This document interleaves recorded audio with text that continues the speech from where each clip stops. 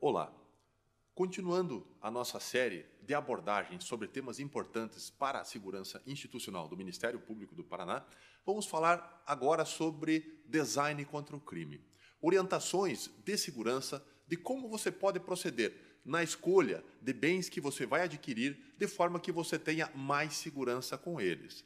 O design contra o crime é um tema já bastante desenvolvido em países como a França, como a Alemanha, mas no Brasil ainda é uma novidade. As pessoas nesses países são mais orientadas de como adquirir bens de consumo que sejam menos chamativos para criminosos e que ofereçam menos vantagens para esses delinquentes no momento de agir contra essas pessoas em função dos bens que carregam. Vamos iniciando, então, com um breve conceito. O que seria o design contra o crime? Alteração em produtos industrializados que aumentam a incidência criminal por servir como ferramentas ou alvos de delitos. Dentro dessa linha de pensamento, há sugestões para a indústria no sentido de que algumas estruturas básicas de produtos que são comercializados sejam alterados, de forma a fornecer mais segurança para os seus usuários. Uma delas é a questão da embalagem. A embalagem do produto muitas vezes determina se ele vai ser furtado ou não, se vai ser roubado ou não. Por quê? Observe, aqui nós temos aquela pasta de laptop. O uso dessas pastas frequentemente identificava facilmente que ali dentro havia um laptop. É um chamado produto criminogênico, que naturalmente gera criminalidade. O criminoso, então, com base a essa informação, tinha determinadas ações referentes a como furtar ou como roubar esse produto. Ao longo do tempo, aquela pasta que denunciava ali a presença de um laptop passou a ser substituída por outros sistemas de transporte deste bem, como é o caso de mochilas e outras bolsas, o que fez com que se reduzisse desta forma o número de laptops furtados. Então, uma alteração na sua embalagem provocou naturalmente mais segurança. Também nós podemos alterar um produto no que tange ao produto em si. Veja, os carros de antigamente, com janelas largas, sistemas de ventilação totalmente despreparados para uma criminalidade, faziam com que ele fosse facilmente furtado.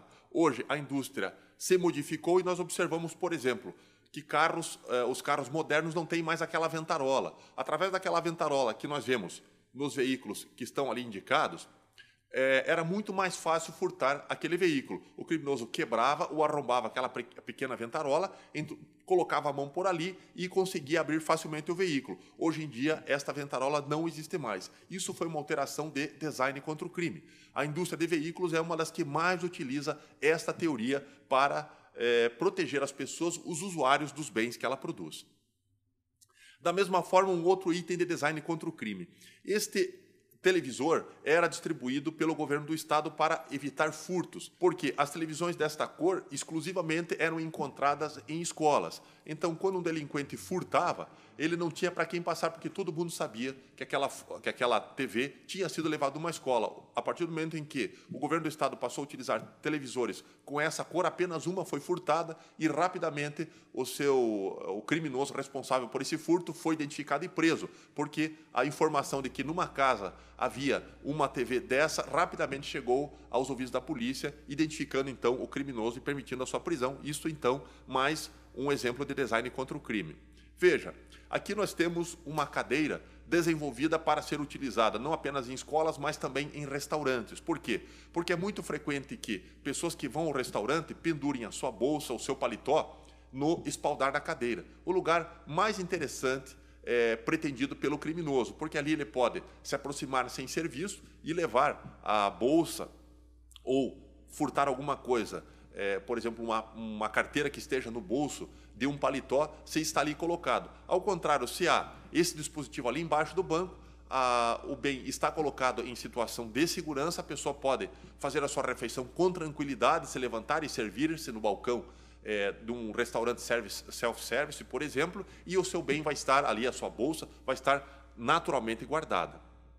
Também um outro recurso desenvolvido, veja, uma bolsa, uma mochila antidelito. A abertura verdadeira por onde se coloca e tira as coisas que estão sendo levadas dentro da mochila, ela fica para o lado do corpo da pessoa, de forma que só é possível abrir essa bolsa quando a mochila está fora do corpo da pessoa, ao passo que aquela abertura que mostra ali para trás, ela é uma abertura falsa.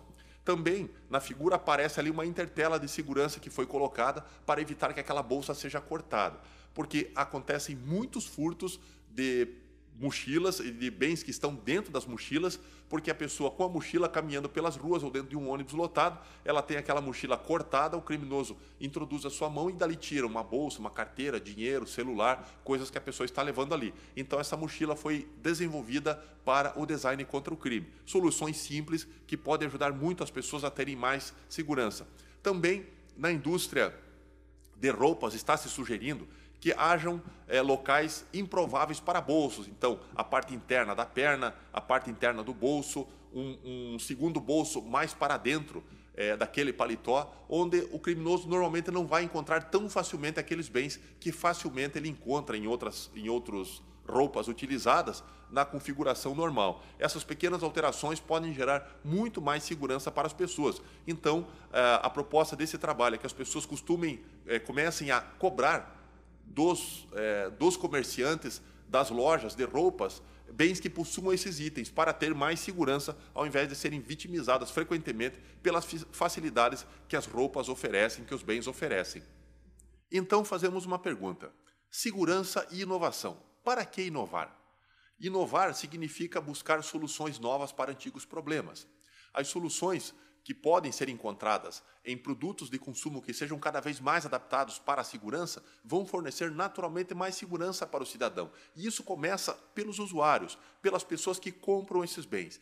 Então, damos algumas orientações para as senhoras no momento de escolher bolsas, no momento de escolher roupas. Por exemplo, as bolsas, quando elas são um pouco mais reforçadas, têm bolsos externos, elas evitam, por exemplo, o corte com o estilete numa via pública que o criminoso utiliza normalmente para furtar a carteira, um celular que esteja dentro desta bolsa.